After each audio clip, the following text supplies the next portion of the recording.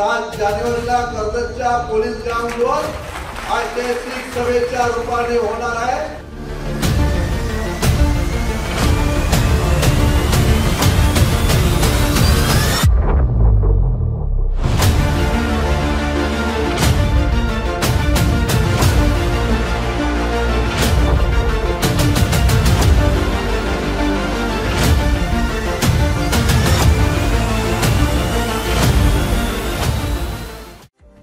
माजी आमदार सुरेश लाड यांनी भाजप पक्ष प्रवेश केलाय। त्यामुळे सुरेश लाड यांच्या व्यक्तिमत्वाबद्दल सर्वच भाजपच्या नेत्यांनी त्यांच्यावर कौतुकाचा वर्षाव केलाय।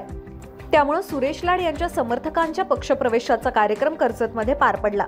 मात्र व्यासपीठावर जर आपण बघितलं तर सुरेश लाड यांच्या शर्टवर आता भाजपचं चिन्ह दिसून आलंय। त्यामुळे सुरेश लाड कार्यक्रमात सहभागी होत असताना त्यांच्या शर्टची चर्चा आता कर्जतच्या राजकारणात सुरू झाली आहे। सुरेश लाड यांनी आपल्या भाषणातून सांगितलं, 45 वर्ष विचारधारा सोडून मी आता भाजपमध्ये जातोय। त्यामुळे विचारधारा सोडायला मला वेळ लागला नाही हेही सांगायला मात्र ते विसरले नाहीत। त्यामुळे सुरेश लाड यांच्या आता शर्टवर भाजपचं चिन्ह दिसू लागलंय। त्यामुळे सुरेश लाड आतापासूनच भाजपची विचारधारा हळूहळू आत्मसात करायला लागलेत असं म्हणायला काही हरकत नाही। विकासनामा, कर्जत।